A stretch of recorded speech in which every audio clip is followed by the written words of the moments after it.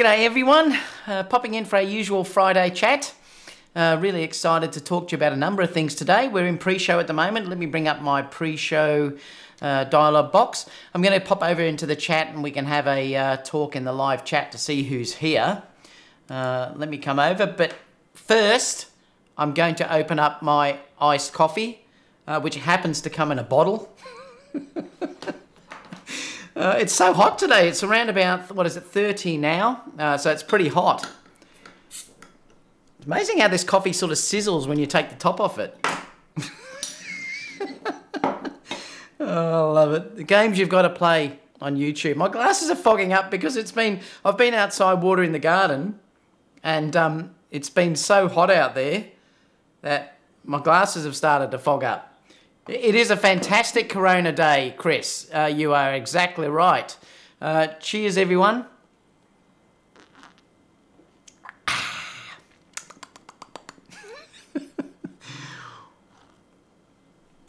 I can't drink too much today because I've got a massive shoot this evening I've got to do. Having trouble with the audio. What's wrong, Rui? Let me know what's wrong. Is anyone else having trouble with the audio? Hopefully not. I'll wait for someone else to comment if the audio seems to be okay. Philip said, finally upgraded to the old crappy tripod with a Vanguard VO265 carbon. Lovely. Comes in tomorrow. Sadly, I'll be at work. Let me know, guys, if the audio is okay. I'd like you to tell me, make sure it is okay. Someone said the audio is playing up a bit. So I'll wait before I'll go back and have a look at the comments. Audio's fine. Okay, Carl. Thanks, mate. All right, let me just see who's in here anyway. Sagan saying, good day, David. Philip saying the 10th. Yes, well, we hope. If it's not the 10th, then we're going to be waiting probably till NAB. So keep our fingers crossed that something's going to be announced on the 10th, which is only a few days away, isn't it? So I hope so anyway. Gavino saying, hi. Three Trees said, David has mastered live streaming. It's taken me a while. Carl says, I will cast the first downvote. Oh, come on, Carl. I haven't even got one yet, I don't think. Bruce said, g'day, everyone. Working, so I can't join in live. Have a multi-coffee for me, David. I am exactly having one of those for you right now, Bruce. Aldrich said, what's up, everyone? Is it Shakua, is it? I'm not quite know how to pronounce the name. Good day, David. Barry said, good morning. Rui said, hello, everyone. Just waiting for a friend from down under to stop by, laugh out loud. Kia said, who knew Sharp releases a GH6 Panasonic? Well, I'm going to talk about that shortly, about that Sharp as well. Mighty big move, happy for Sharp entering the Micro Four Thirds ring when Panasonic chases full frame profits. Lowell said good morning, g'day Lowell. David Brown says g'day. Lowell also says that's how I love my coffee iced. Yeah, I've made sure I put my coffee in the freezer before I opened it up. I know you have not started yet, but is it too early to hit the like button? No, it's not. Please like the like button, guys. It just lets people know that I'm on live. 42 Pro says, good evening, everyone. Chris said, hello, David. Nice day for a Corona in Los Angeles. It's an amazing day for a Corona here. Haas says, hi, everyone. Richard said, hi, David. Oastler said, hey there, David. Rui said, are you having trouble with the audio? It seems to be okay. Where else were we? Rick said, cold day from Brooklyn. I am DeBrown says, something is wrong with audio. You sound like an Aussie. What do you mean? That's not very nice. You guys crack me up. Flying High or Low in Korea said, we have a cold coffee from cans. It tastes just awful. Oh, guys, hang on. I think that's a delivery. Wait there.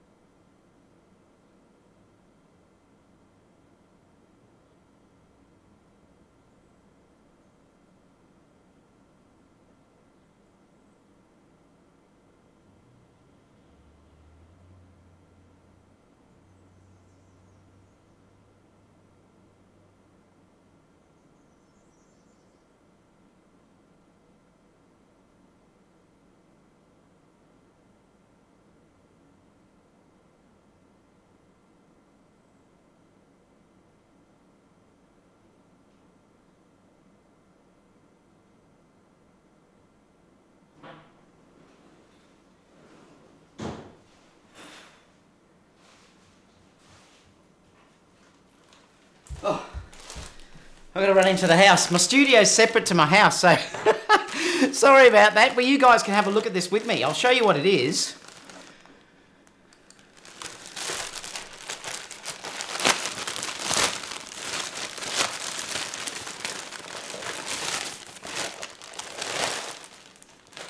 Got to find something to open it with. It's not the A7000 or the A7S III, that's for sure.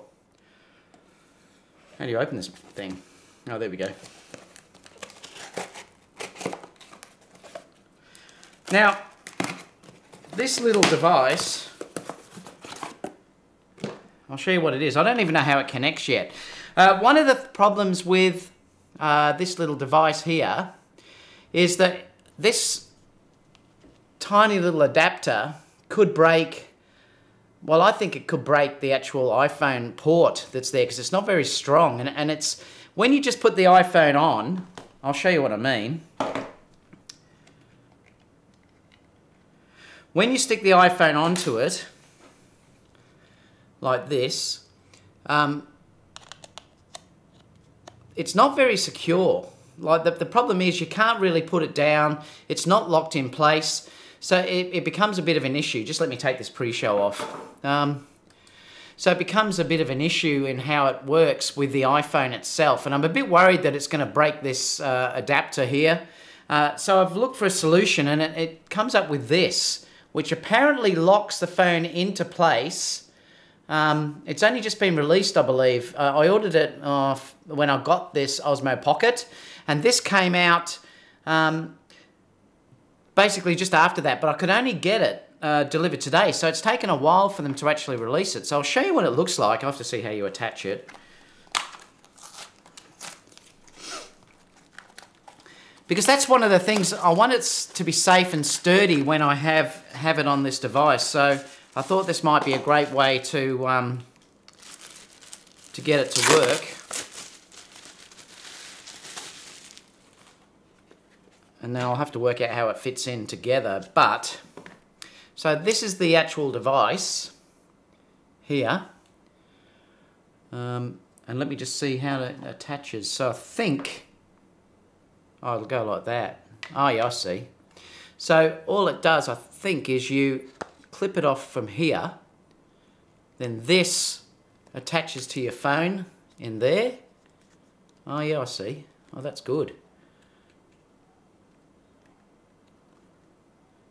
Oh yeah, that's really nice. Now it's got an adapter up the top there too, so you could put a anything that has your normal flash adapter up the top there. So anything that has that you can fit into there, so you could put a microphone when they eventually bring this out. So that'd be really nice.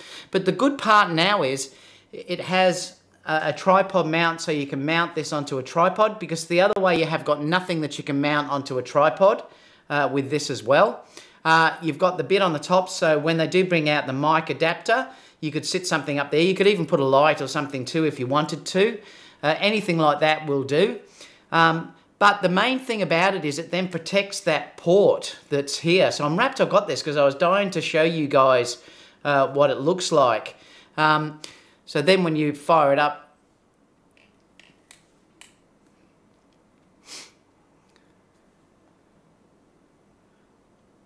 it'll be all nice and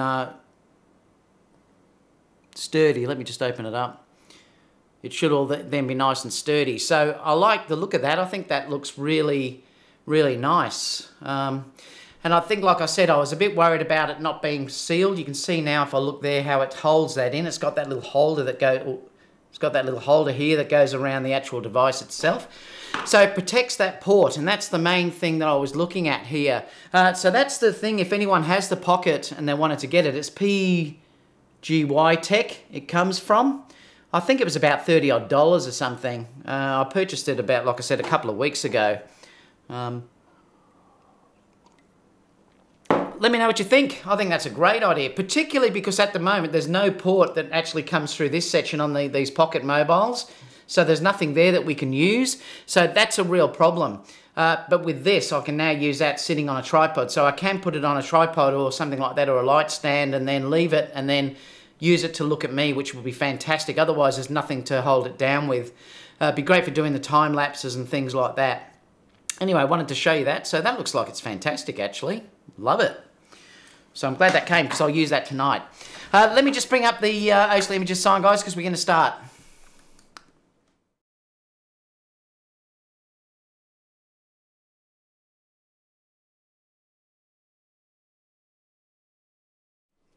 G'day everyone, popping in for our usual weekly Sony Alpha rumours and news show. If you're not interested in looking at Sony Alpha rumours and news and everything else like that, what can I say? Nick off.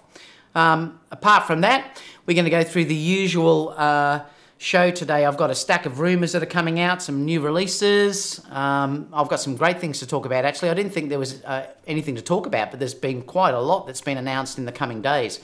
Got a massive shoot tonight. By the way, I'm just having my iced coffee. I've got a massive shoot tonight. There's around about, I think it's 6 or 7 girls. Kiara's one of them. I'm going to be shooting in a lavender farm that they're opening up for me personally. I think it was around about $200 or $300 an hour to get in there, but they've allowed me to use it until dusk tonight. So I'm going to stay there until basically there's no light left. And just going to shoot a number of girls through that area, so it's going to be fantastic. So you'll see a number of videos popping up in the coming days that sort of show that. It's going to be great fun. I can't wait.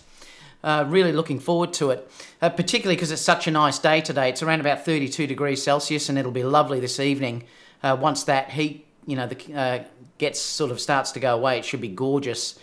So I'm really looking forward to that.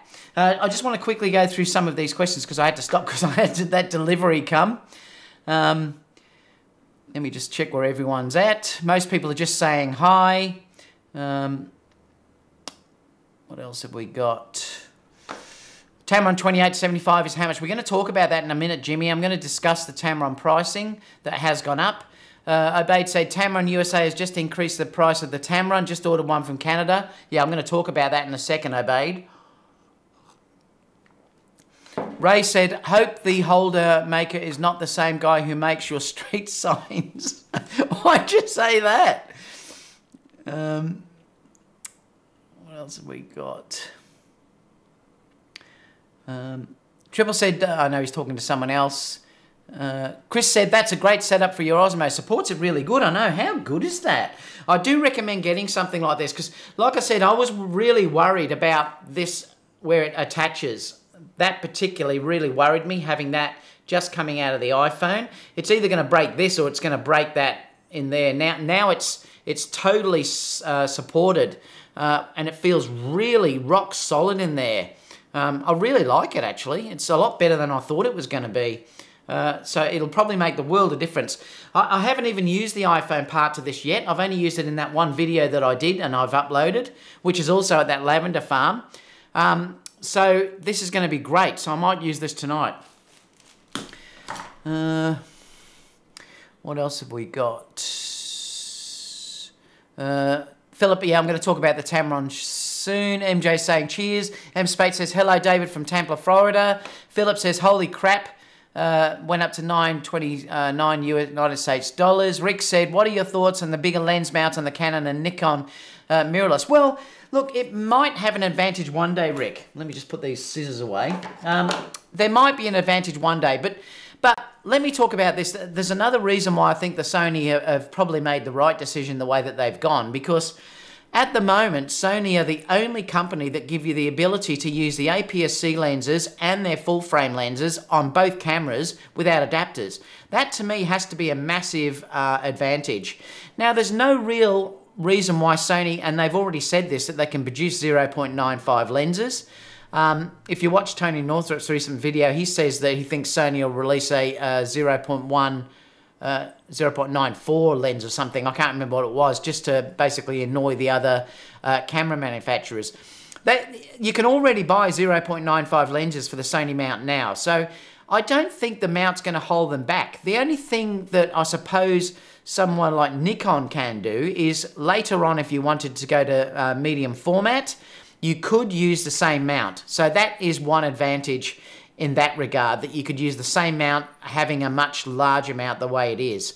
But I don't think that's going to hold Sony back at all. It doesn't worry me in the slightest. I'm very happy that I can use APS-C lenses and full frame lenses on the same mount.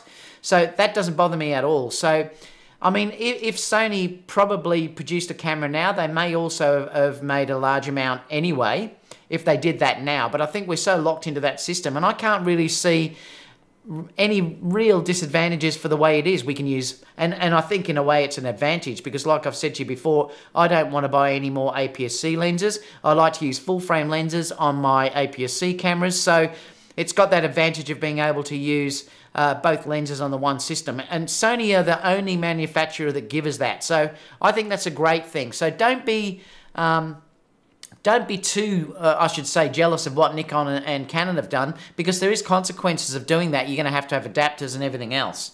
I don't think it's really a problem. Jimmy says, I thought it was like over 1,000, but it's only 100 more. I suppose that makes a difference, though. Jimmy said, David Oastler, please explain the Canon 8K. Yeah, I'm going to talk about that, Jimmy. Baz says, do you have a recommended focus setting when using the Tamron 28-75 with the gimbal? Yes, I have, Baz. Center focus. That's what I always use, and I'll be using that tonight, as a matter of fact. I'll probably use the A9 on it, though, with... I'm not sure if I'll use the Tamron, because I might want to shoot with the Tamron. But I always use center focus when I'm doing that, and it's on continuous. And I've found that works brilliantly. If you don't want heads to pull that, remember, if you have face detect on, it will grab the face first. So that's what you've got to be careful of. So if you don't want that to happen, for instance, if you're following a bride, excuse me, I've got a coffee burp. If you're following a bride walking down the aisle and you're using a gimbal, if people are looking at you, if face detect's on, it might jump to that face because the face has priority. So I would turn face detection off. I'd use center focus, keep the bride in the center with AFC, and it'll work beautifully. In fact, with the cameras now, with the Sony A9, with the A7 III, and also with the A7R3, there's no real reason to use AFS, and I just don't use it anymore. Even when I'm in studio, I just leave in an AFC, and I've found that that is all I ever need, and I never take it out of that, to be honest. So I think that's the way to go. So center focus, turn face detect off if you're worried about the face in that scenario. If you're not worried about the face, like if you did want it to track a face, you'd leave the face detect on. But I always like center focus, because then I keep the subject that is critical in the middle, and it never goes anywhere else. And I think it's fantastic. Haas said, David, you should get one of those Manfrotto Pixie grips for the Osmo setup. Killer compact vlogging rig. I have to look at that, Haas. G'day, Photomiac. Good to see you in here. Florio says, David, I saw you showing support for Peter Gregg when he lost his dog, Jingles. So tragically, I'll cry watching that video. Yeah, I know what that's like, because I've lost dogs myself, and they're like family. They're like my kids. I've got a dog now, Ziggy, and I love him to death. He's my best mate. So I felt really sorry for him. It was horrible, actually. Alexander said, do I go the XT3 or wait to hear for the A7000? Can't wait anymore. Well, at least wait until the 10th, Alexander, because there's that announcement on the 10th. If Sony don't make that announcement on the 10th, it might be safe to say they're not going to announce anything until NAB. But just wait for this next announcement to see what happens there. That's what I would do anyway. Michael says, any news from Tamron about the 70-200? No, not yet, Michael, and I haven't heard anything yet. I'm sure when that comes out, hopefully they'll contact me to do a review unit, but I certainly haven't heard anything yet. Hero says, I wish they would make a cheap FE wide angle like a 16. It's going to come, Hero. We will get wider angle lens coming eventually. We've just got to wait for that to happen. It'll come eventually. I'm going to talk about 2 lens mounts in a minute, or new lens patents that are out there, but I'm sure that you're probably going to see a wide angle fairly soon. Whether it'll be a G Master, though, we don't know yet. Photomech says, yeah, I agree, the mount issue is not as big a deal as people make it out to be, except if you want 2870 f2 lens. Yeah, and that looks like a beautiful lens, though, too, Photomech. I'd love to have that myself. Jimmy said, I'm hoping for the Tamron 70-200 2.8. I really want it to be under 1,200. Do you think it could be 1200. Well, a quick way to check is to see what the pricing of the Tamron 70-200G is. Let me just do a quick search. I'm just going to see how much that is, because I'm curious myself.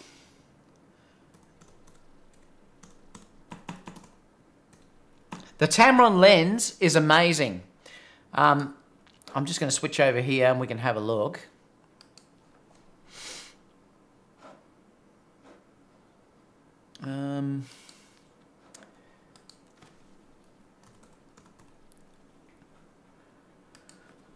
Because I'd like to know what that is as well. Because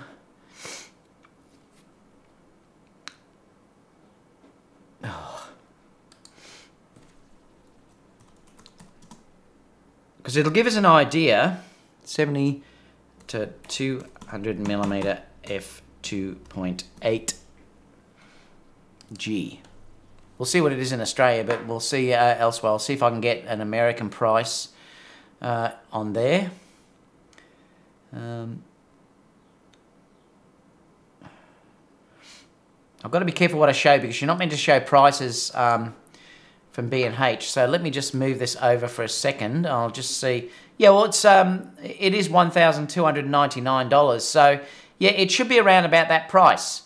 It's 1,800 Australian if you're looking at it. And they're a beautiful lens. If you look at the reviews of that Tamron 70-200, it's this one here, the G2 lens, that I think you'd find will be the one that's announced, or it'll be based on this lens anyway. But it's amazing. Like everything you read about that lens, they say from the reviews. I haven't used it, but they do say from the reviews that it's better than the Nikon 70-200 V2. 70-200, and I've used that lens and that was amazing. So if that is the case and it's based exactly on that lens, it's going to be stunning. But we're just waiting for Tamron to do it. I'm sure with how much they've made on the 70-200 that, you know, we're going to get it. And I would be very surprised, let me just move it over, I would be very surprised if we don't actually get that lens. So I'm excited, because I will certainly buy that lens if that lens comes out. Because I think, I believe this is probably going to be equally as good as G Master. It might even beat the G Master. This lens is stunning. You've only got to check the reviews out to see how good it is. So if Tamron can do that, you know, I will be absolutely wrapped. Let me just come back to here for a minute. The other thing too is that I really believe that Tamron will offer sooner or later a 70-200, a 2.8. Look, now that the 28-75 is so good and it's been received so well, like I said, they've just gone up, and I'm going to talk about that in a minute. Now that has been released and it's done so well, Tamron would be silly not to address that and release a Sony version of that lens. And I'm sure we'll get a 70-200 or about there, and then we'll get something like a 16-35 or 14 to whatever. But either way, I'm sure Tamron are going to do it. It's just a matter of when. And the problem is, like anything, like with the A7000 announcement at the moment and the A7S, we don't know when that's going to happen. But I will be surprised if they don't add that lens this year. There was rumours early on that it was going to be announced early in the year, but someone tried to find patents the other day for me and he couldn't find anything released yet, so it might be a little bit further off than what we're hoping. But I'm certain that it will happen. So just stay tuned, I suppose, is the only thing that I can say about that. We will go to news stories soon, guys. Let me just keep going here. I just want to answer these before we start going through the show. I tested the X-T3 for a month with a few leased lenses. And while the video features are just what I needed, the AF does not come close to Sony and their lens selection. While good is also bad. Yep, and that's probably the thing. I wouldn't jump to the X-T3 certainly at this stage. I'll be waiting to see what the Sony announcement is, the A7000. I'll be really surprised if the A7000 doesn't beat the X-T3. That's what I believe is going to happen. Sony might prove me wrong, but I do believe if they keep saying it's going to be this mini A9, it's going to be a better camera overall than what the X-T3 is. So wait and see. The X-T3, though, at the moment is the best APS-C camera out there, that's for sure. It's definitely better than the A6500 if you look at overall features of what that camera offers. So Sony do have to answer it, and I'm sure they will. He also said for up-close product shots, none of their lenses offers a decent macro or short focus distance. So I have to wait for the A7000 and see if they get the same features the X-T3 has. Center focus, cheers, burps. Okay, I have the A9. Yep, center focus. Yep. Rest in peace, Jingles. Yeah, I agree. Sniper V says, no one ever complained about the E-mount until Canon had introduced their new mounts. There's nothing to complain about, Sniper V. There's nothing wrong with the Sony E-mount lens mount. You will not need a lens that's faster than 0.95. In fact, you probably don't ever even need a lens that's 0.95. 1.2, 1.4 is going to be ample for anyone shooting portraits, particularly, or almost anything. If you're shooting at 0.95, I did do that with the Panasonic, but remember, if you take the crop factor into it, I think that ends up being something like a 1.4 or something like that. You would have very selective shooting for 0.95. It'd be nice to have at night if you wanted to just, say, shoot without flash and things like that, and you're quite away from the subject, and you could really open that aperture up where the depth of field is not going to be an issue. So to let light in would be an advantage, but I'm sure Sony will probably produce a 0.95 lens. They're already out there. So really, unless you want to go to something like medium format, which I used to shoot when I was in studio doing fashion, I don't want to go back to medium format. I'm quite happy with what Sony give me now. So, yeah. January the 10th, yeah, that's when it's meant to be, this announcement, but let's keep our fingers crossed. We've been let down so many times with nothing happening. Not the 10th, it's the 18th. Oh, is it the 18th, Mark, is it? Okay, thanks. Jimmy said, have the same question. January 10th, well, according to Mark, it's the 18th. I'm not sure. Rick said, I just stick with the Sony 70-200 f4. Yep, and look, I love that lens too, Rick, and I do adore it, and I will never sell that lens. There are times, though, when the 2.8 version is an advantage, and the reason why I say this is that when I do the dance concerts that I do, which is a big client for me, a really big client, I need a 2.8 aperture due to the fact that I need to let more light in so I can raise the shutter speed enough to stop the motion. It's hard to do that with the f4 version indoors to get a faster shutter speed without raising the ISO to a really high shutter speed. So sometimes the 2.8 is an advantage. Apart from that, I don't need it really, because the 70-200 f4 is more than what I need for normal portraits and stuff like that. I love it, in fact. I love the weight. It's just one of my favorite lenses. G'day, Michael. How are you? Jake says, I wonder if Tamron would choose 75-210. They may. We don't know, Jake. They could. What else have we got? MJ says, I've got the f4 version. MJ says, but I'd love the 2.8. I'd still would keep the f4 version, though, because that's such a nice, light traveling lens. If you're traveling and stuff like that, it's fantastic. Jimmy said, you really think so? I'm getting the Tamron 28-75 first, so I have a bit of time to wait for this release. Photomix says, keep in mind that the Sony AF tracking is some of the best we've seen, and that is the difference. I agree, Photomix. But I don't know if Nikon may be able to improve that with firmware over time. You'd be surprised. They really have improved Fuji over time with firmware, and also the GH5. So don't think or don't believe that Nikon can't improve their autofocus. They probably can. They can probably improve it substantially. So we just have to wait and see. But at the moment, yes. If you're dealing with tracking and low light focusing, the Sonys kill them.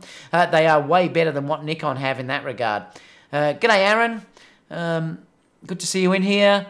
Michelle said, I rented the Tamron 70-200 G2 when I still have my Nikon. It's awesome, but too heavy. Yeah, it is a heavy lens, Michelle. That's probably why I will only use it occasionally if I get it. But remember, when you're talking about the price difference for that, if that was, say, the price that they're talking about now, which is $1,800, if I went to buy the G Master here in Australia, it's about $3,600. Massive difference if I can get that for, say, $1,800. That means I could buy something almost, I'm part way to getting the 24 GM or something like that. So it is a big difference in price. A lot of the time I'll still be using my 70-200 f4 because I love that lens. It's light, and if I'm doing weddings and stuff like that, I often don't need 2.8. f4 is perfect for the amount of time that I use that.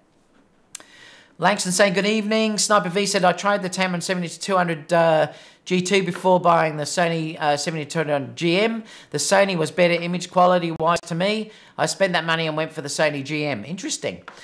Jimmy said, do you think the A7000 will be better than the A7 III? Well, no, I don't think it'll be better. It'll probably have some better features, but remember, you're still talking about the difference of APS-C to full frame. You can't get that look on APS-C. There's a different look about it. So, you know, I don't think Sony... let me just fill up my coffee. I don't think Sony will be worried about those two cameras being... Remember, the A7 III is priced as Sony's entry-level full frame. So I don't think Sony are going to be worried about whether those two things compete with one another, because the A7000 is going to be their ultimate APS-C camera. They'll still have the A6500 and the other cameras as well. But I think anyone that still wants to have that full frame look is still going to have to purchase the A7 III. And remember, they will still sell lenses no matter which camera that you buy. And that's the thing that Sony are in a win-win situation here, because if people buy the A7000, people will still probably buy full frame glass. And that's where they win in this scenario. So I don't think it'll beat it in certain areas, but it certainly won't give you the look of the full frame, which probably won't give you as good low light either, Jimmy. DSL says, thanks, Mark. Oh, that's okay. Hart says, David, I like that you are non-biased towards Sony and you pinpoint their weaknesses regarding flip screen and not programming firmware updates constantly like Fuji. Cheers. Yeah, and the thing is, I love Sony, and I said that at the start of that article, that I really love Sony, and I am a bit of a Sony fanboy, and I've admitted that before. But when I say I'm a Sony fanboy, I'll still call them out when they don't do the right thing. So that's probably the difference between the way I think and the way a lot of other YouTubers do think. I will still call Sony out. I'm not blinkered and blind to what's going on. And plus, I want Sony to succeed. And that's the reason why I'll put that video out, because I think for Sony to succeed as the marketplace catches up, remember, up until now, Sony have had the full frame market all to themselves. They've had no competition there at all. And that's one of the big things, that Sony could do whatever they like because no one could compete. But you can bet once Nikon now are starting to add other features in, Canon are now talking about other features, which I'll discuss shortly. Panasonic are going to bring out a camera in March this year, a couple of cameras. You know, the competition is going to come at them. And that's the thing that you've got to, Sony have to understand. Competition will start to hit Sony now in the full frame market. And so they're going to have to start thinking about looking after their users to keep them happy. And that's one thing that, you know, that wasn't a Sony bashing exercise that I did. It was designed solely to make Sony, I mean, I don't know if they'll even watch it, but it was solely to make Sony listen that you have to look after your users. And that's a really important thing. It's like me as a wedding photographer. I have to look after my clients, because if I don't, I'm going to lose clients and they're going to go somewhere else. Well, Sony, if they believe that people won't move to another system, are going to have blinkers on. They have to start thinking more open. And that's what that video was solely about. What else have we got? Before we go to the news, I better get onto it, though, shortly. Those 3-gen Sony leagues above the 2-gen versions, yeah, they are. They're definitely, there's a massive leap in the Gen 3 versions over everything else. Now, before I forget, the app that I discussed, Cam wrote, I have now been sent a beta test, so I'm testing the latest versions as they've come out. I can tell you now that it fully works. When I say fully, I won't say it fully works, but it does work in the A7 III. I just tested it on my A9. it now works. Time-lapse works with the latest updates. You haven't got that though yet, you guys. But the update is going to be coming as soon as Apple has supplied that update. But the time-lapse app works now, and the maths now works fully to tell you how long or how many seconds the video will now go. So that's all functioning. The thing that he's still having issues with at this stage is the transferring the images from your phone to your camera. And the reason why that's not working is he sent me a message that Sony has stopped for some reason the old way that it used to work through the what is it? It's called the syncing software. What is it? It's the camera control with smartphone. So he's going to have to build this back. He's going to have to work around that, and he thinks he can do it. But he said it's just going to take a little bit of time because he's now got to reprogram that. But I can tell you that the time-lapse app works now from that feature, and also so only the transferring doesn't work. You can't use the touch to focus though because Sony disabled that, and I don't know if there's going to be a workaround for that. Like I said, I don't know why Sony took that out, but you can't do that yet. But it certainly works with the A7R III. Therefore, I believe it would work with the A7 II, the A6 500. I haven't tried it with the A6 300 yet, but it definitely works. So if you were thinking about trying it, it does work. Where else have we got? Anu said, "Hi David, what other effects could a small mount size have other than worse stabilization for netting? More elements to correct aberrations and vignetting. Sony fanboys get defensive about this." Well, this is the thing that Anu, I don't see any of those issues affecting my photography at all. I haven't got any vignetting that I worry about. Stabilization is already way good enough for me. I can handhold. Aberrations, I don't worry about that. This is all stuff that pixel peepers worry about. None of those things worry me with any of the cameras or lenses that I've got with the current Sony mount. So I think it's just not an issue. It's not that I'm getting defensive with it. It's not an issue. I've had no client saying, "David, your images have got vignetting on it, chromatic aberrations, and your images aren't stable enough." It's not there. It doesn't matter.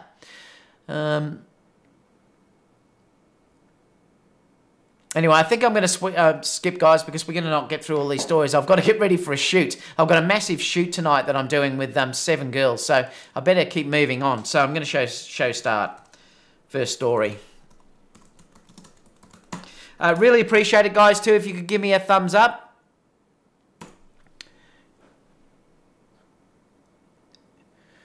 All right, so let's have a look at the first story today, guys. Let me close this down. I wanted to show this because this is really interesting.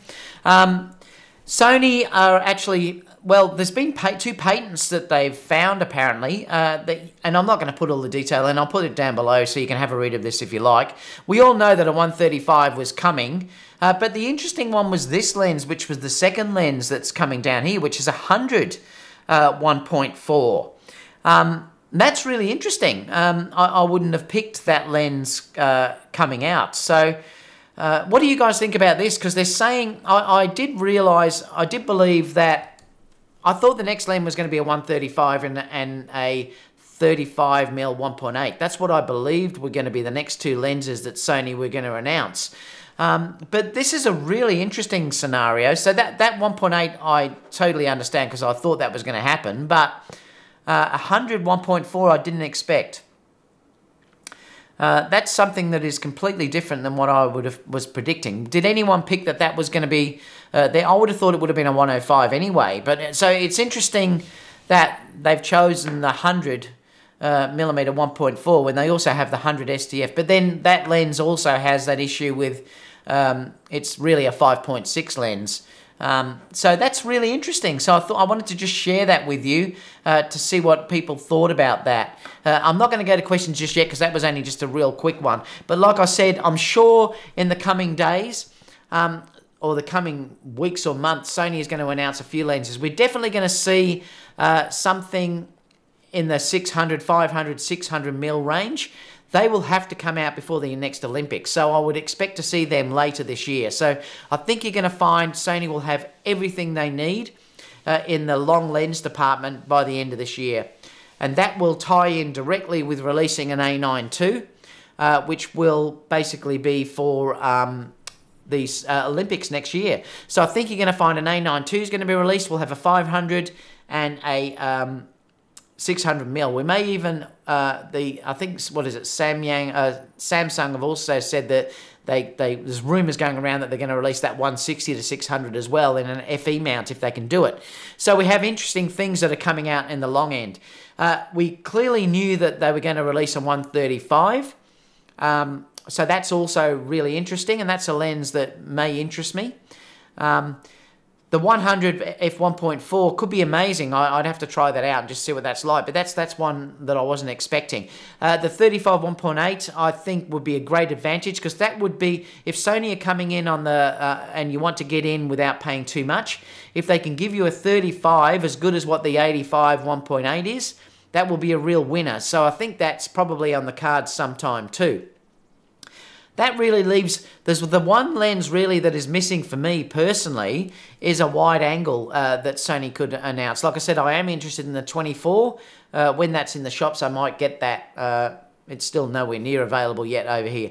But I would love a wide angle, native wide angle lens that Sony could produce. You know, something in the 12 to 14 millimeter focal range. If that's as good as that 24mm one, it would be brilliant. So that's another thing that I'm hoping Sony bring out this year. But like everything, their lens mount is just getting bigger and bigger and bigger.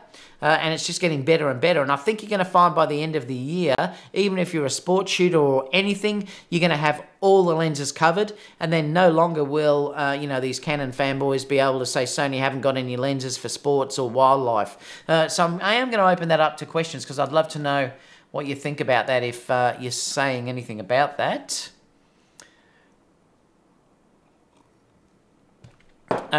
Haas says, David, you should make a video where you compare iPhone versus Osmo for video. Yeah, that'd be interesting, actually.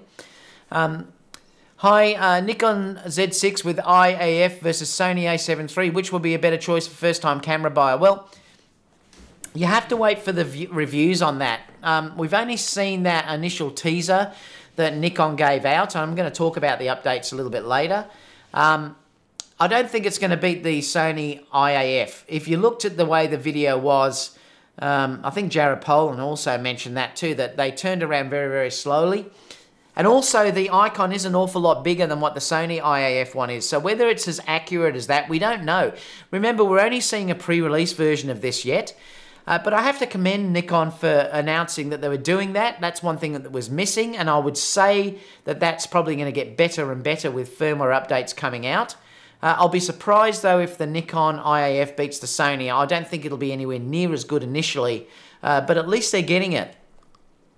So if you're deciding which one to get, they haven't even announced when that firmware is going to come out. So I suppose I'd just get the A7 III now. You don't know when that's going to happen, so I probably would just get the A7 III. Jerry said, in the future, the smaller mount can have problems with 8K video. Not sure, Jerry. Don't know, because I haven't used anything on 8K, so I don't know. Bond says, I got to give Nikon respect. They are stepping up big time. They are, and good on them. I'm rapt for people like Photomiak who have bought that camera, and they're going to get much better things out of that, the firmware from that camera, and good on them. Like I said, I wish Sony would do that for us. Stephen says... where were we? Stephen says, this seems to be a secret, but the Sigma 1930 and 60mm art lens for Sony APS-C are stunning. Yet they are, Stephen. They are amazing. That 60mm art lens is great. The Sigma lenses are really nice lenses. And like I said, we're blessed now being Sony shooters. You know, we have Samyang, we have Sigma, we have Sony, we have Tamron, and others that are out there. You know, there's so many lenses that we can use out there. Zeiss, it's amazing now, time to be shooting. Ray said, ooh, 100 1.4. Hero said, question, is there a way to transfer my XAVC movie files through the Play Memories Sony app? I don't think so, Hero. No, I don't think there is. Haas says, the 100mm lens seems to be a native answer to the Sigma 105. Yep, and I think that's what they're doing. Michael says, I think the 100 1.4 is great. Michael's going to be in trouble again because he's going to buy it. Mark said, was hoping for a 105, but the 100 could be amazing. I'm assuming that they are seeing the Sigma is selling a lot of 105 1.4. Yeah, probably. Al says, since Nikon and Atmos are doing RAW with Ninja via firmware, do you think Sony will as well? We don't know, Al. I hope they're listening to that and I hope they act, yes. Michael says, I have the 100 STF and it's a great lens, but really only usable in good light. Yep. And I have to admit, Michael, that yeah, sometimes I like the look of that lens, but other times I hate it. Sometimes to me, and I have to admit that I haven't used it extensively, so you may know better than me with that lens. But sometimes I find the bokeh in that lens to be too perfect and it looks fake. But that's just what I look at when I look at that lens. Other times it might be gorgeous and I haven't used it enough. I'd like to borrow that lens and have a look at it. But yeah, that's one thing I think about that lens sometimes, that the bokeh just looks fake. It looks like it's been put in with Photoshop. Let me know what you think about that comment, Michael. Mark said the Sigma 105 is way too heavy. Yeah, well, those lenses I would love to try, and they would be if I did purchase something like those 105s or any lens like that, it would be a lens that I would grab out occasionally to get some impact image. And that's the only time I would probably use it, and the rest of the time it would be in my bag on rollers, so it's not an issue lugging it around. That's probably what would happen for me. It's not going to be a lens that I would keep on my camera all day. Jimmy says, sorry, have to go. I'll be back tomorrow. No worries, Jimmy. Sniper V says, I'm all in for 100mm 1.4 GM. I was considering the Sigma, but worried about focusing lower light. I had high hopes for the 100 2.8 STF GM, but wished it was faster and gathered more light. Anu says, here's Sony. How about a few consumer-grade non-professional lenses? Sony, a non-G GM, would like something like a 28 f2, 24 240. Well, there already is a 28 f2. Oh, something like that. Oh, okay, I see what you're saying. Yeah, they do need to bring out some cheaper lenses. Like I said, the 85 1.8 is amazing for the money. If they can bring out a 35 1.8 and even a 24 1.8, that'd be fantastic. I really hope they do it. Michael says, I hope Sony brings a 14 GM. Photomix says, I'm thinking of renting the Sigma 105 1.4 for a shoot. Yeah, I might have to do that too, Photomix. Now that I've got this adapter, I was hoping to get someone with Canon to come tonight, but no one's contacted me. I'd love to have tried it tonight at the shoot I'm doing. Jerry says, I may be wrong about the size and 8K and above video, especially when it comes to Sony. Most cinema cameras doing 8K, such as Red, are Super 35. Yeah, I don't think it's an issue. Photomix says, all first-time buyers, take it from a resident Nikon fanboy, skip the Z6 and Z7 and go Sony for now, then sell it in 2 years when the Z6 Mark II comes out. Yeah, and I sort of have to agree with what Photomix's saying there.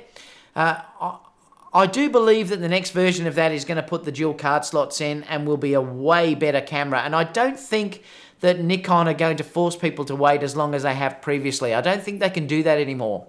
So you might see another version of that come out quicker than you think, particularly if they're pushed by what Canon release in their next camera, etc., etc. So it could be really interesting. I think the game's starting to change.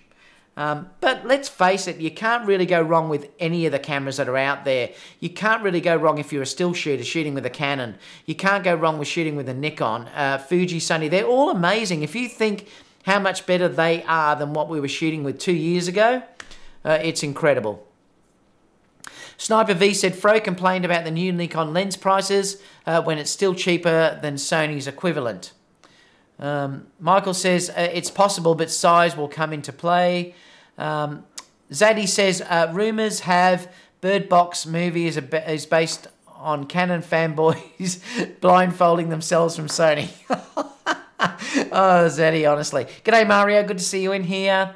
Photomix says, I love Fro's video, but he can really be a tool most of the time, complaining about stuff not being up to his snobby high-class expectations. Photomix says, Fro is the guy who says f4 lenses aren't to be considered pro grade. Oh, that's just stupid. That sort of stuff annoys the hell out of me.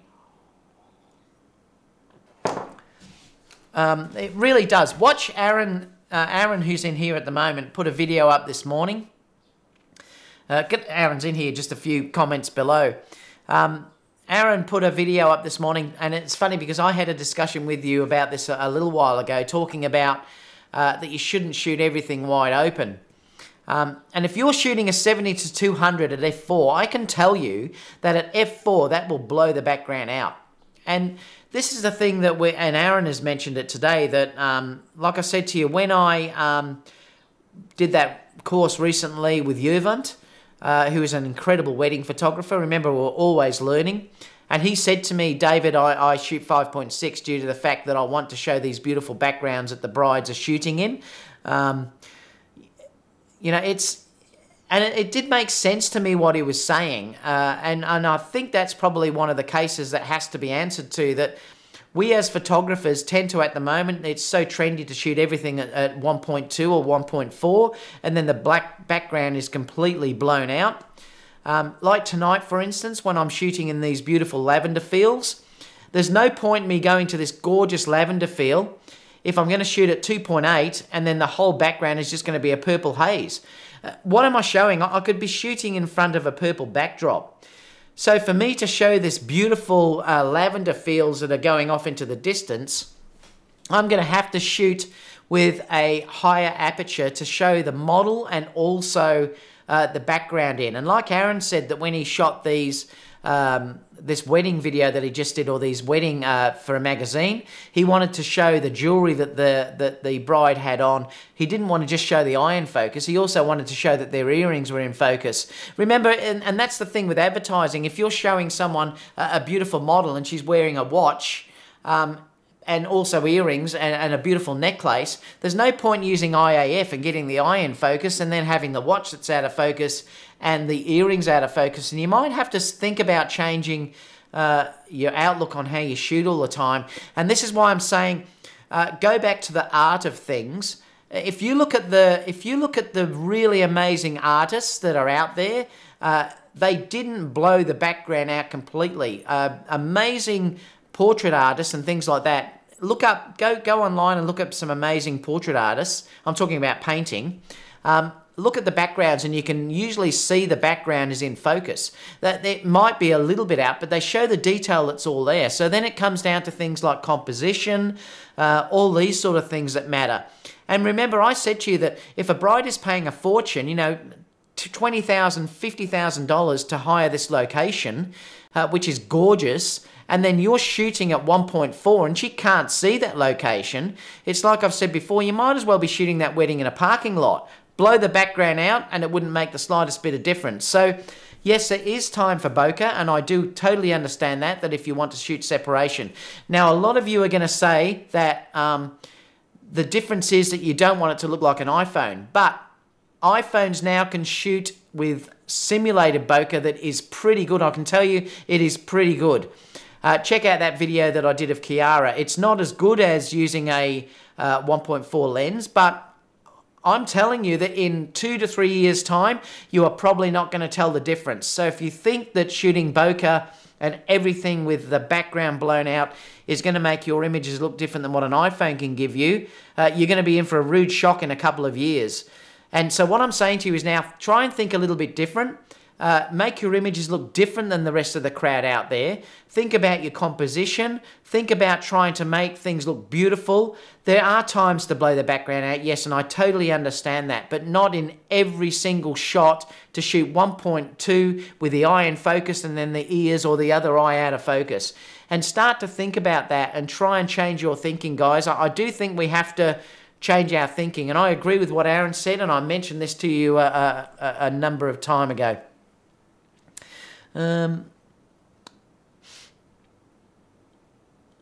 Let's keep going. Michael said, because I wanted to answer this was interesting. David, the 100G at times looks like nothing else. Sharp, smooth, and beautiful. And another time it has the ability to look as if it has a fake look, almost Photoshopish. Yeah, and that's what I've seen, Michael. I'm not saying that's not an amazing lens, because I have seen beautiful images from it. But I think if I was going to buy something like that, the 100 f1.4 would interest me more than what that 100 would. Casper said Sony. Shawla said Creations, just subscribe to Aaron. Yeah, Aaron's got some great videos.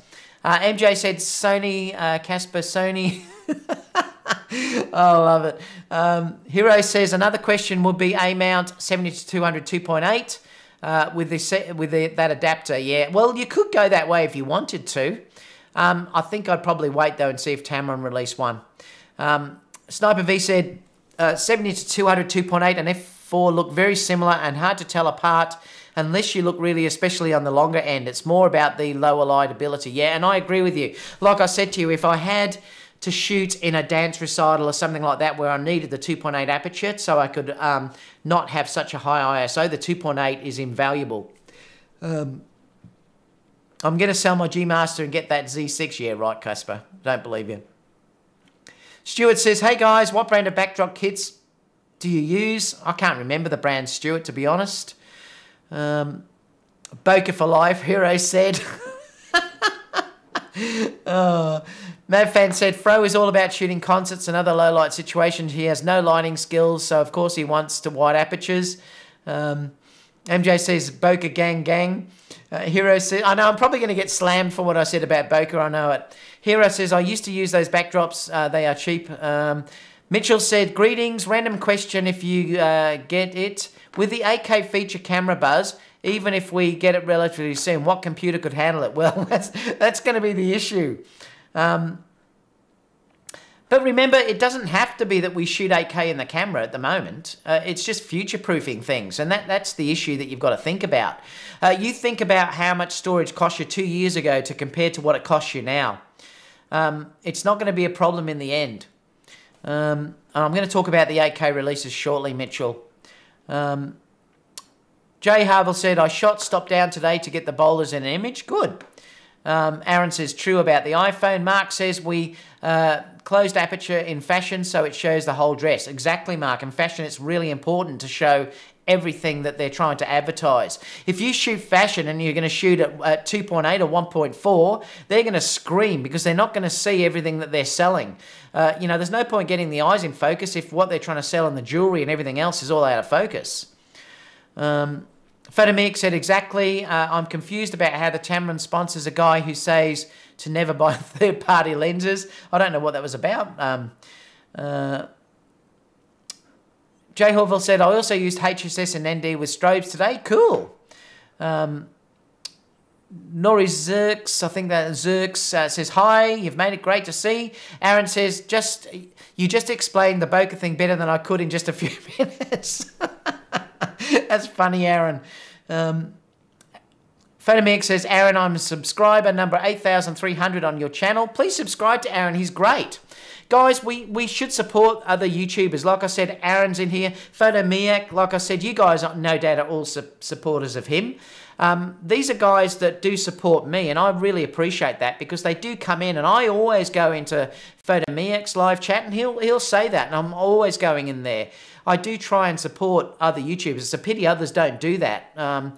You know, there's a lot that will not come in and support us like what these guys do. So, you know, it's important. You've seen Camera Conspiracies always comments on my and he might not be in live today, but he often pops in live, and he also usually comments on the puts a comment in the things down below. So, you know. Yeah, so please subscribe to Aaron. He does great work. Michael says, for me, I would much rather have NDs built into the new Sony cameras than anything else. Oh, so would I, Michael. If they put an ND in the A7000, you're going to see me with that Christmas hat on. I can tell you now. Sung said, hey, David, do expensive or cheap UV filters matter? Yes, they do. The problem with cheap ND filters, Sung, is they can put a color cast over the image, and it can be hard to correct that later on. I would spend a bit more to get good NDs. BMW make great NDs. I'm using that one on my, where is the A7000? I'm using the Polar ProMaster, I mean. That's the one that I'm using at the moment, which I love. It's, let me see if I can get it to focus. It's the ProMaster. I've got that. If you do get it, you can click on the description down below. If you check at the end, I think I have everything I shoot with. You can grab it through the Amazon link in there. Aaron said, yes, David, thanks for your support. No worries, Aaron. Photomic, that earned you 20 entries into my next contest in 2020. What does that mean? Ike has a live chat. Well, he used to have a live chat. He's been banned for the next 90 days. So he hasn't got anything live at the moment. I think he showed a couple of things that he shouldn't be showing. Good morning. Okay, let's go next story.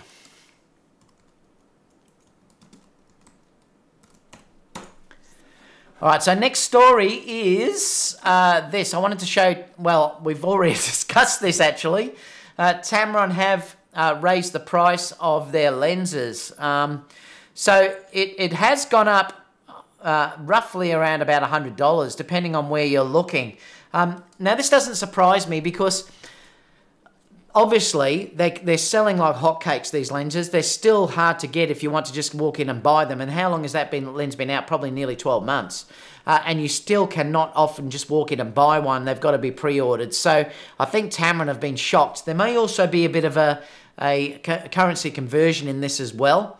But they've roughly gone up about $100 if you look online, depending on where you go. Some places it's actually more than that. And it may go up even a little bit more than that. So it might be good if you're thinking about getting one to get one fairly soon. So it is a problem, I suppose. I'm lucky I've already got it and I adore that lens. Like I said, I'll be using that tonight. But it doesn't surprise me that that has gone up to what it was. And I think if you're paying around $900 US for that lens, it is still a real bargain for what you're getting. So I wouldn't be too upset about it. At the end of the day, we have to hope that Tamron make this a really successful release, and therefore we will get something like the 70-200 or also a 16-35 could be released as well. And, you know, like I said, it's basically works like a Sony lens. You can update it through the Sony camera just like a Sony lens.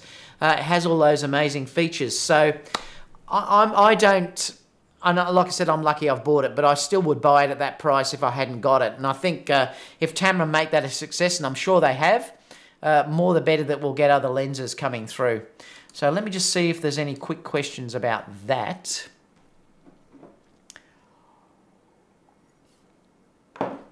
Aaron says, I have had many NDs over the years and it is a big difference, but not all expensive NDs are color cast free. So yeah, I've used, I can't remember what brand. I use the, do you want me to grab them? I'll show you, hang on.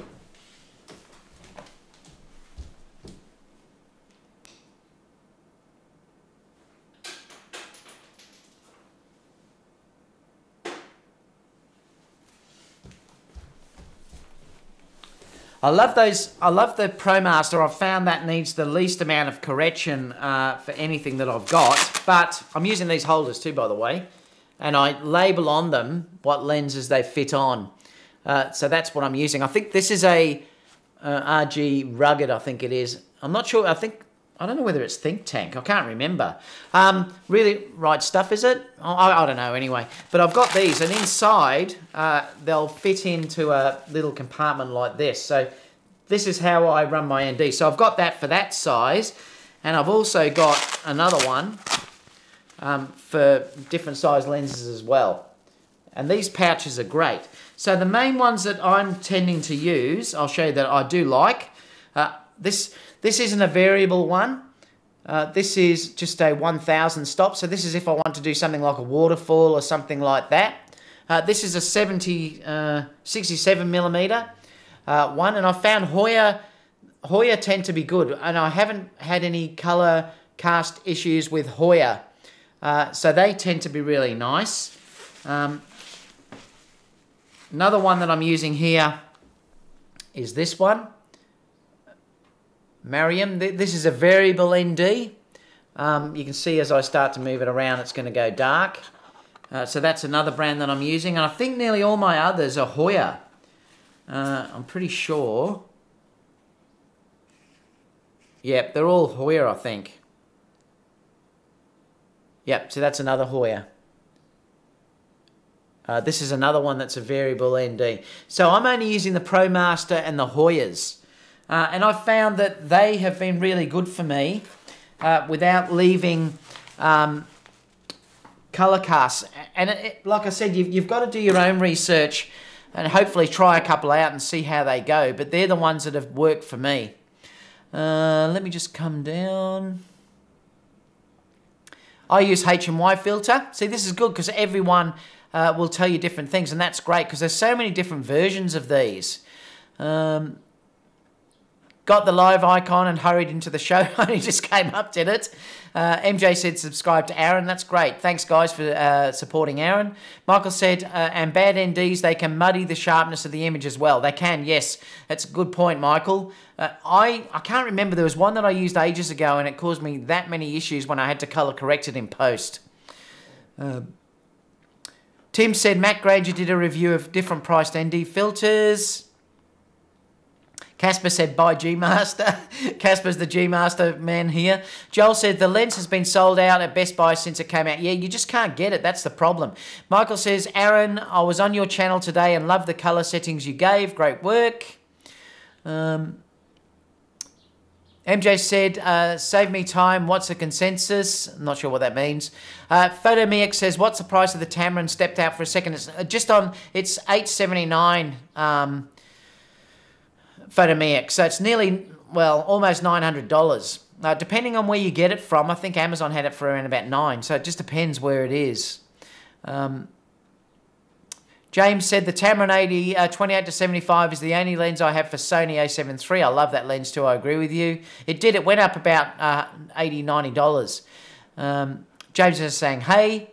Casper said I gave a thumbs up. Thank you, Casper. Mark said Matt just did a testing with NDs on with some surprises. Interesting. Sniper V said I love good deals like everyone else, but I've always said Tamron is just leaving money on the table, especially for being the only third-party pro-level zoom on the market. That's the third of the price of Sony. Yeah, I know it's incredible value for what they're giving you on that lens. It really is amazing. I still can't believe how good that lens is for the price it is. It's crazy. They could have asked double, I believe, for that lens.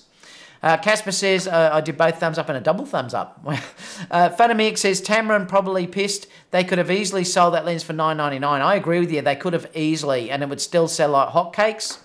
Aaron said, thanks for the sub, guys. Sung Kim said, so David, Sony A7S III is going to be announced at NAB. Well, we hope so, Sung. That's the place where you would expect the A7S3 to be announced. That's what everyone's saying, so just keep your fingers crossed. M. Spate says, I love Hoya ND filters. They do a fantastic job for me. So do I. Stuart says, what do you guys think? The A7R4 might come. Now, I think there's a possibility we may see the A7R4 late this year. My roadmap, as such, is possibly an A7. We're going to see the A7S III, I believe, at NAB. Hopefully, we'll see the A7000 in 10 days' time, or whenever that is, 8 days' time. I believe we may see an A7R4 by the end of the year, and we'll get an A9 at the start of next year for the Olympics. That's what I believe is going to happen. That's just my roadmap. Photomix says, Casper, the friendly ghost, isn't real. just Sony Pro support. His profile pic is non-existent. Oh, I love it. Michael said, David, it's a must to get the 24. Yeah, I know. I've seen nothing but great reports about that lens, Michael, and I probably will get that. I want that for a gimbal particularly. Tim said, MJ, and I can't remember details on the NDs. As David said, you do better paying for more, but he showed that even some of the mid-range to high had issues. Interesting. Photomix said, the reason Tamron increased the price of the 28 to 75 is because David made 28 to 75 videos about how great it is. Blame David. All right, let's go on next story.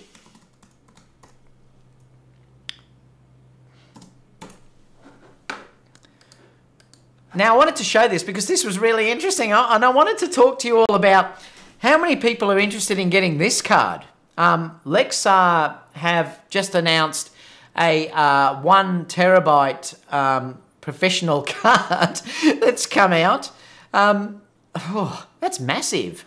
I suppose you could use this for video. It is a V30, so it will be good for some of the new video formats coming out in the future. But boy, 1 terabyte. I use the 128, and I find I never ever run out.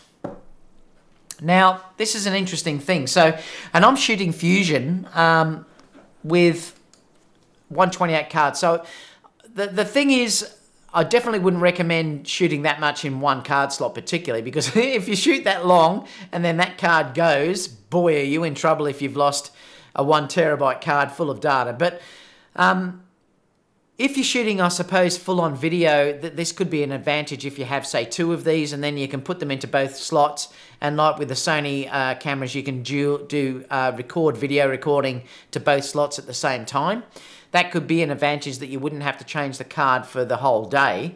But you would have to be shooting video for an awful long time. I suppose the thing is here that if as a wedding videographer, I'm only doing Fusion, remember, so I'm only capturing parts of the day. Now, I do usually capture the whole ceremony, and I am capturing the whole of the reception speeches. Apart from that, I'm only shooting sort of 10, 15 seconds at the most in different spots during the day, and I get nowhere near filling a 128 gigabyte card. I think I'd be lucky if I even use half of that card. But this could be a thing that is starting to happen if you have 8K, for instance, and this is why this is interesting, that this is changing the whole time. And if you were shooting these high format things like even, say, the GH5 can shoot 400 megabits per second. I believe the XT3 can. If you're shooting in those formats, you will fill up a card very, very quickly. And I talked about that the other day when we were looking at the XT3 and stuff. So this could be a real advantage if you wanted to shoot with the higher bit rates and you were shooting video. If you're a still photographer, you're not going to need this at all. You'd be crazy to even go anywhere near this. But if you were a full-on videographer, it could be interesting, as long as you were shooting with redundancy of having a second card to back up what you're doing.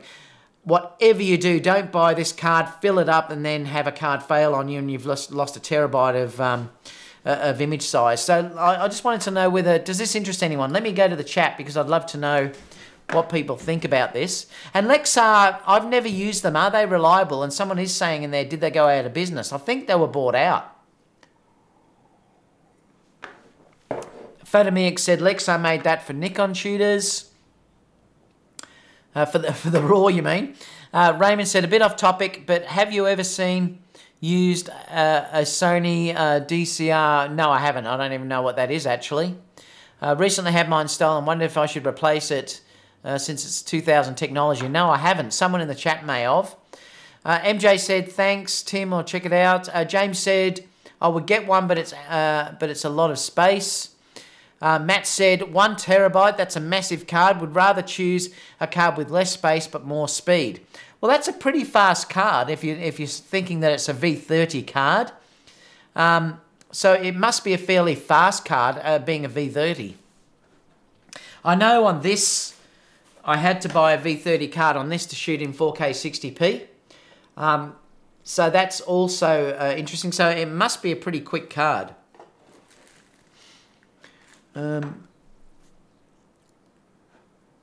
Gene said, I thought they went out of business. Yeah, and I think they did, but I think they were bought out by someone.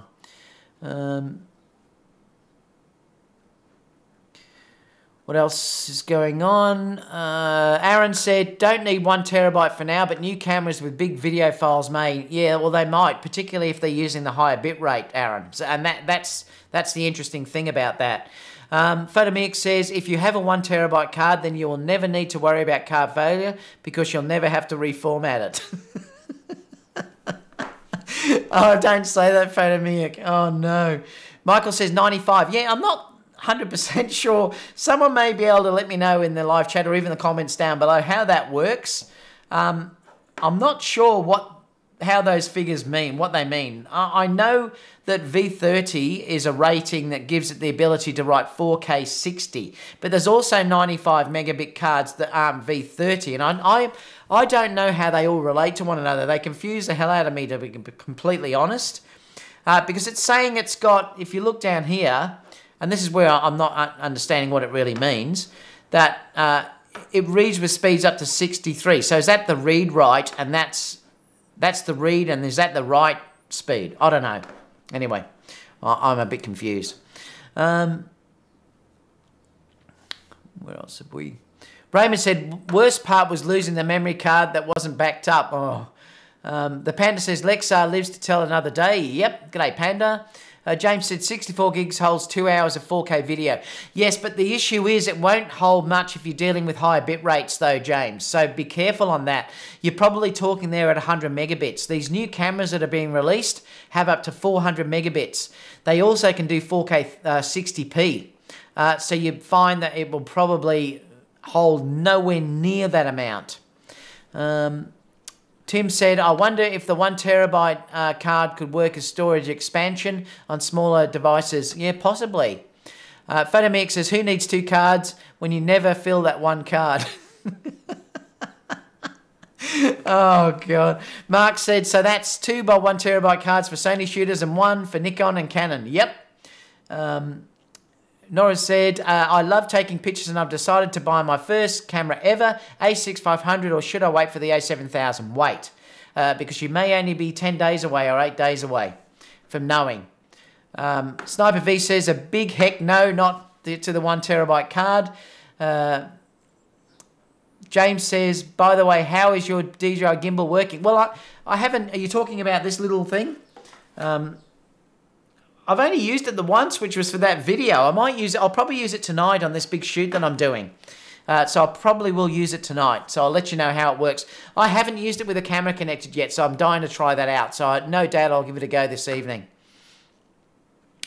Sniper V, get the Ace. There was an update to that though yesterday that I upgraded. Added a lot more feature, better tracking, better face tracking, face detection, things like that. So it should be much better, I believe. Sniper V said, get the A7 III. Michael said that card should say, warning, that card will get you seriously sued by multiple clients if it fails. Oh.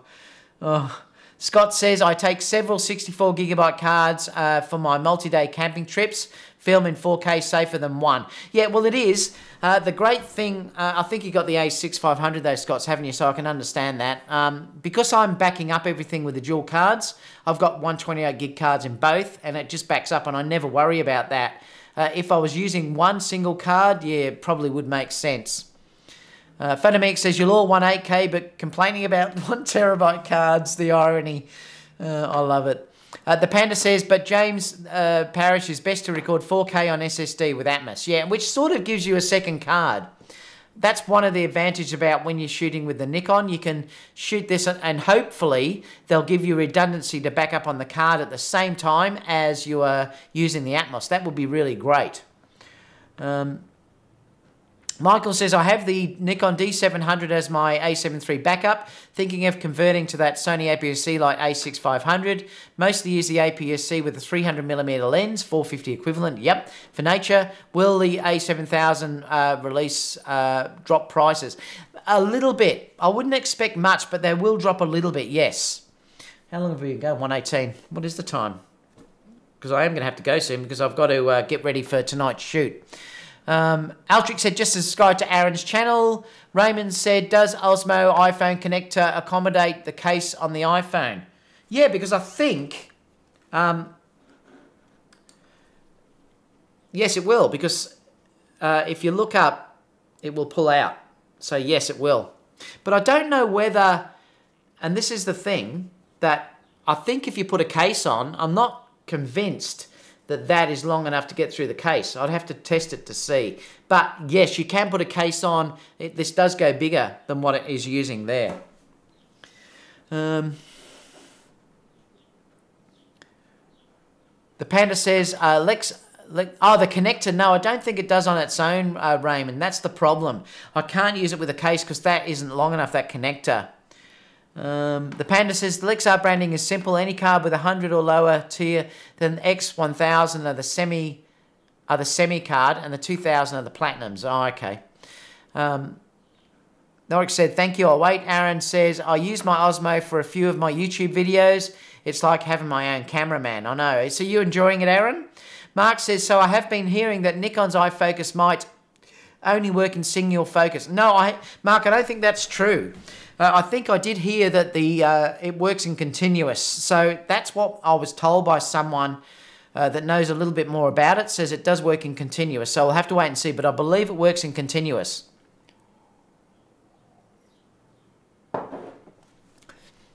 Prashant said, hello David, I'm late today for the live feed. You won't believe, but I got the Sigma 56 1.4 lens. Woo! In India, $350 in India. That's fantastic. That's a really good lens. Usually the lens would cost at least $550 US here in India. The new Sigma dealer sold a couple of lenses at throwaway prices. Wow, that's fantastic. The Panda says X1000 you can record 4K 1080p 60. Oh, okay. Ken says, wanting to purchase a Sony A9, missed the 1,000 off over Christmas. You think they will lower the price anytime soon? It's hard to say. That was a really good bargain, that price. It's hard to say whether they will. I'm sure there'll be other sales coming along. You might find there's other sales announcements when the A7S III is announced.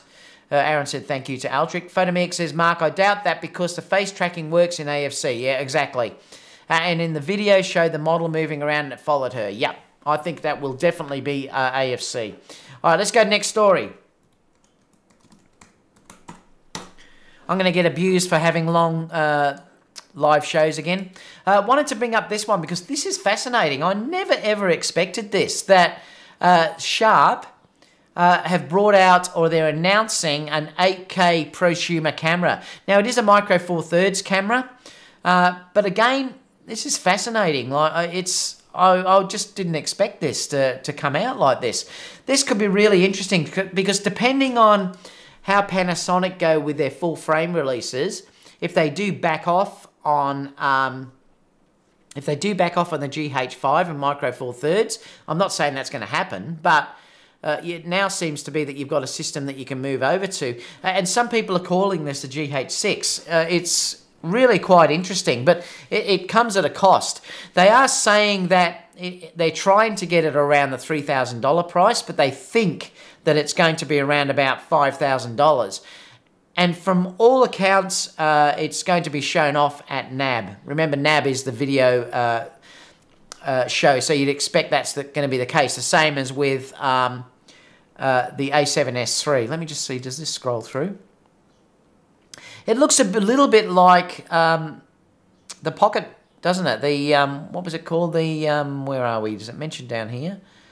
The Blackmagic Design Pocket 4K. It looks to me to be very similar to that design. It has a full HDMI, which is fantastic. I love that when I have the GH5. It also has a proper microphone port in there. I can't remember the name of that. It might tell you, but I know it came with a proper port. You can see there it comes with your proper port that down here. Oops. View actual size.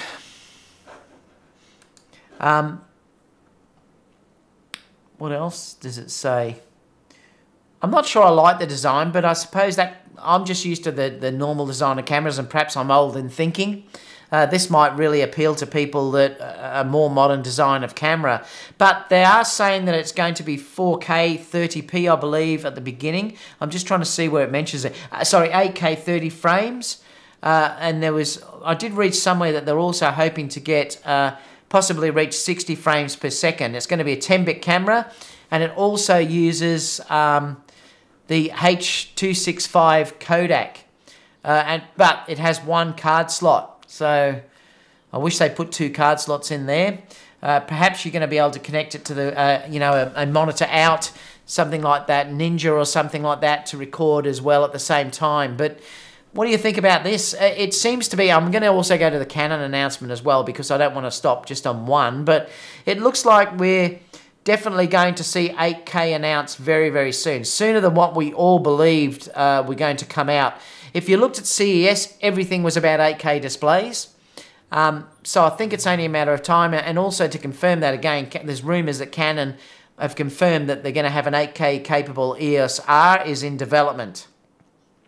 They're not saying when this is going to come out though, but they're saying it is in development. So I think you're going to see it's going to happen. Like even Sony, everything we saw recently in all the rumours had 8K sensors in there of everything being released. Remember, it doesn't mean, and this is why people get upset and say you never need 8K, you don't need it. Well, that might be true at the moment, but if you have 8K that's available in your camera and you still have this camera 2 years down the track, who can say what is going to be available in that time?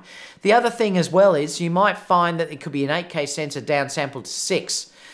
We don't know. We're not quite certain what's going to come out, but clearly looking at what's happening by these other announcements, what I was saying about the rumours of Sony bringing out 8K might be not that far away.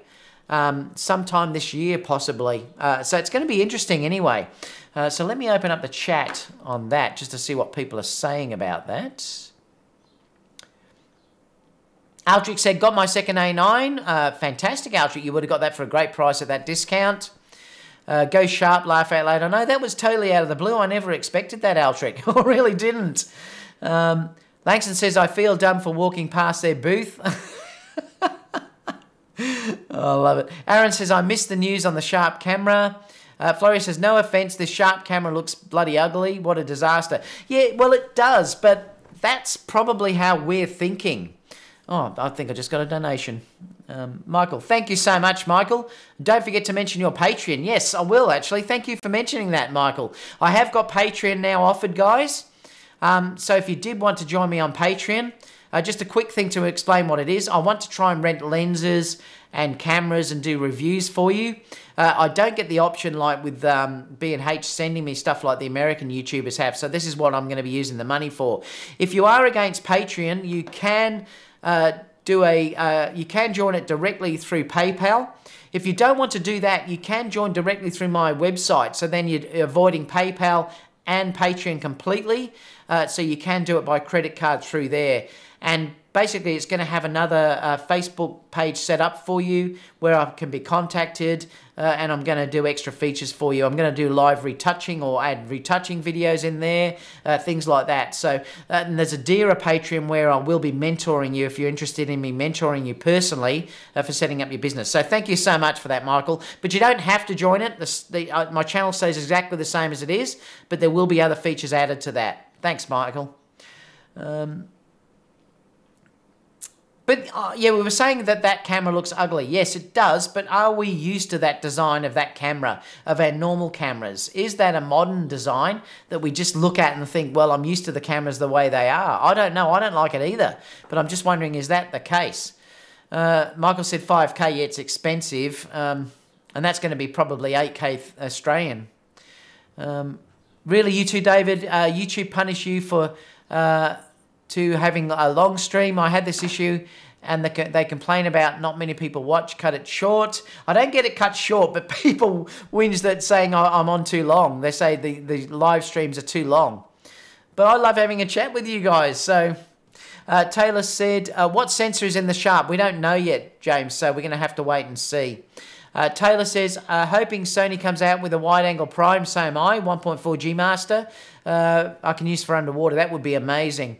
That combined with an 8K A7 S3 would be an absolute dream. Kia says, Pocket 4K form factor is smart. Plenty of ready accessories. Why they are laughing at Sharp. Foxconn are laughing at the iPhone made by Foxconn. Well, I'm certainly not laughing at it, Kia. It might be great. We don't know. I certainly wouldn't laugh at them. Panda says, Sharp, send it to him for testing. Florio says, I took crappy video for years in 1080p. Now I take crappy video in 4K. Can't wait to take shitty video in 8K. Taylor Robbins said, is the 28 GM not enough? Are you talking about wide? No, it's not. I need wider occasionally. 8K on a micro four-thirds sensor, that's crazy. I know, it certainly is. Sony already announced higher than 8K sensors for smartphones. Why not Micro Four Thirds? Mark said, oh, that's something else. Iron to Brown, like someone mentioned earlier, what computer can handle 8K? Yes, but it's going to come. The thing is, don't believe that it won't come. It wasn't that long ago that we didn't believe we had a machine that could handle 4K. Tim said, Canon will have 8K sensor, but cropped 15 times. I love it. James said, Photomiak, you might want to do Patreon site for 90 days, live feeds. Going to ask privately. Photomiak said, hi James, I'm going to create a new channel specifically for my live streams. I'm going to figure out my Patreon this year as well. Aaron said, don't worry about long videos. These videos are full of info. And that's the thing. Look, for me, like I said, it's like a bunch of mates sitting around a table. If you don't want to watch it, turn off. Attilia says, haha, David didn't start this 3 hours ago. I clicked in to watch the replay. Love you, David. Thanks. Floria said, David, don't cut your live cut short. It's not too long and it's fun. Keep up the great work. MJ says, wish you could live stream tonight's shoots. Yeah, I think there's no reception there, MJ. I'll have a look and see if I can go on short do a little bit to show you. The location is beautiful. If you want to see the location, check out the DJI Osmo Pocket because that's where it's going to be. And when I went there, I just had this dream of shooting beautiful girls amongst all the lavender fields, and that's going to happen tonight. So I just can't wait. It's going to be gorgeous, and I'll be able. When I went there with the Osmo, it was during the day at lunchtime, so the light was crap. We're going to be able to shoot there till sunset, so I'm really excited about some of the amazing images that I'm going to get. So I can't wait to share it, actually. So I'll try and do a live stream, but I'm not sure the reception's good enough there. Stuart said, Sony need a good 16mm fisheye like a Canon one. Well, you don't need... Look, if you're dealing with fisheye and you're also dealing with those sort of lenses, just manual focus and use what's available with an adapter. There's no reason to get a native lens. Aldrich says, I know we talked about it before and you mentioned getting the A7 III with the A9. I thought to just go with the second A9 and not deal with the banding of the A7 III. And I completely can understand that, Aldrich. Particularly at that deal that you got the A9 at. Sagan said, shoot in 8K, edit in 4K, out in full day, watching 36p. I love it. Stuart said, long videos rule. It's like having a long pork sword. What does that mean? Photomix says, the cool thing about live streaming is being able to chat back and forth with the audience. And that's so true, Photomix. I agree with you. Taylor said, usually for wide angle shoots underwater, it's nice to have something 12mm or wider. Raymond said, we need to start a petition, drop the damn plastic covers for the ports. Anyone else find them annoying? Yeah, I hate them as well. Aaron says, sounds like an amazing shoot tonight. Have a blast. Yeah, I can't wait, Aaron. The girls are gorgeous too. Michael says, no one will be editing 8K straight. For most part, they'll use HD proxies. Yeah, and probably you're right, Michael. All right, Lex story. This is the last one before we go Q&A. I just wanted to talk about this briefly. Let me just move this over.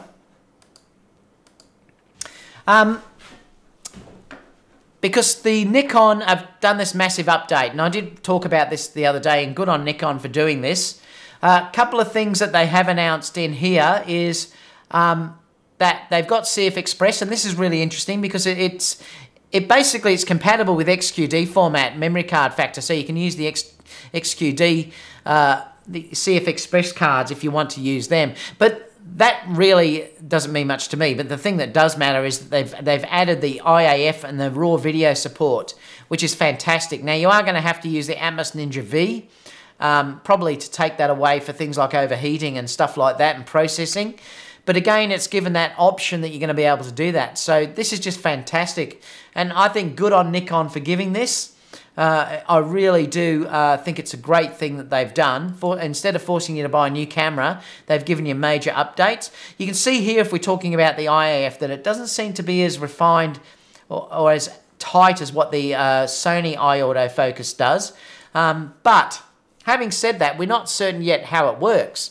So we have to see it in real life. And remember, this is only a pre-release. There's no reason to say that Sony won't make that even better. But you know, good on Nikon for doing this. I'm wrapped for their users. Like I've said to you all along, it's not just all about Sony for me. I want the whole industry to be competitive, and I think this is fantastic. So having that RAW support, which no other camera really like that has got in full frame, having the ability to shoot with the IAF now as well, in continuous, that showed it working continuously there, is brilliant, and good on Nikon. And that was why I put out that video that I did the other day about Sony, you know, needs to start looking after their users and perhaps add a few special things that would just keep us happy while we're waiting in between updating cameras. It's certainly not going to stop us from upgrading, that's for sure. But that's it for there. So let's opening it up to Q&A. I'm just going to bring that up. And we'll do this for about 5 minutes or so, because I've got to get going and get everything organised for tonight. So fire away with any questions, guys. Mark said, I have the 12 to 24G, but shame it is only f4. Yeah, it's still a great lens though, Mark. Yeah, you're right, but yeah, it is an f4. Photomix says, except for FCP users, Final Cut Press will be able to handle 8K just fine, like with 4K. Oh, someone asked that before to me too. I saw that somewhere, Premiere or Final Cut. And I have to say Final Cut, I love it. But I run on a Mac. And on a Mac, it runs so much better than what Premiere does. Premiere to me was awful compared to Final Cut editing 4K video. That's for me. I suppose if you're on a PC, you'd probably find it's the total opposite. I just love the way Final Cut is integrated in everything the Mac does, and I love that. You know, it grabs all the plugins, you know, your sound stuff all moves over. So on a Mac, definitely Final Cut. If you're dealing with a PC, obviously, Premiere.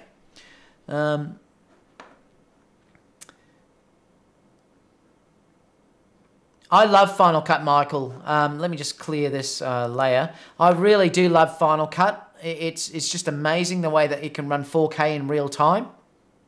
It's just outstanding. It really is an amazing program. Incredibly easy to use, and it just works flawless on a Mac. What are the arrows around the eye focus? I know that's interesting, because are you going to be able to change that size mark? And that's an interesting comment. I've not thought about that until you mentioned that. Good pickup. James said, oh, no, you know what I think it probably is? And this is one thing that has over the Sony. You can change the eye that it goes to. So perhaps it's telling you to hit across on the joystick or something, and it's going to grab the other eye. Or another face. I think that's probably what that's telling you, because it does have the ability to immediately jump to an eye that's not the closest eye, and I reckon that's fantastic. I wish the Sony would do that sometimes. Oh yeah, James said that as well. You have the ability to change the eye, yep. Photomix says, I can see that now. Is the A7 III still a goodbye in 2021? Oh dear, you guys, honestly, Photomaniac. So, are there any last questions, guys, about anything before I call it a day? Otherwise, it's going to be sayonara. Is that the word? I've probably not said that way. Sayonara, goodbye, g'day, see you later. Apart from that, stay tuned. Like I said, I might try and broadcast live if I can get a signal up there. I'll give it a go. Whether I get a decent enough signal, I'll have to see. If not, you'll see that in the coming days anyway. I've still got other videos to post too from shoots that I've done just recently as well. Michael says, and the answer will be the same. What you're shooting. Tox says, I love and prefer Magic Vegas Pro over Premiere. Just as powerful but easy to use. Yeah, I haven't heard that. Oh, Vegas Pro, yeah. I used to use that years ago, actually. Good show, thanks. Mario said, does anyone use Affinity Photo? No, I haven't, Mario. I know you use that, though, and you're quite happy with it. M. Spate said, I'm debating over getting the A7000 with the A7 Mark III. I shoot wildlife and need fast frames per second and accurate autofocus. It's hard. Wait and see what they offer with the A7000 first. If you're doing wildlife, having the extra reach of the A7000 could be an advantage. if they make that the Mini A9, it might be the best wildlife camera out there. So I'd wait and see. We're only hopefully a few days away from an announcement. So let's wait and see. Mark says by then there will be the A7 III. I haven't used Luma either, no. Langston said, have a fun shoot. I'm hoping it'll be great. I'm sure it will be. Taylor said, David, when's your underwater shoot? I'm not sure, Taylor. I've still got to organise that. And I've got to try and get water housings and stuff like that yet. I'm not sure whether it'll come about. I hope it does because I'd love to try it. But I've got to see if I can get some sort of underwater housing or something. Have a great day. Thank you. The Angry Photographer did a video saying that Nikon are in real financial trouble. I can't believe that's true. I don't think that'd be the case. Aaron says, okay, David, can't wait to see the results. Yep, they'll be up soon, Aaron. Dwayne said, so hard to shoot with my A7 III. Now I have the A9. I know, I always feel exactly the same. There's nothing like shooting with the A9. There's just something about that camera. And said bye. Photomix said they make those videos all the time. I saw someone make a video about the A6 300. Is it still worth it? That camera is barely 3 years old. Yeah, it's still a great camera, exactly. Nighty night. Going to watch The Angry Photographer now. Aaron says I use Affinity Photo on the iPad Pro. Jay Havel said yes, I love Affinity Photo. Using Lumina there. Dr. Exclusive said when is it worth selling my A7 R2? Is going back up in price or going to keep dropping? It's hard to say. I don't know. I'm not going to sell mine, I don't think. Not yet, anyway.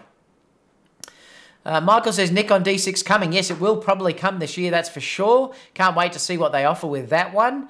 Can anyone help me? Which is better for portrait? Sigma 105 1.4 versus 100 2.8 macro. I'd go the 105 1.4. Michael said, thanks again, David. Good show and stay blessed, everyone. Saying to you, Michael. Casper, that's it. A9 will spoil you. Exactly. All right, guys. That's all for now. Catch you all in the next video. Have a great weekend. Hopefully, I may see you tonight. Just depends on what's going on. Catch you, guys.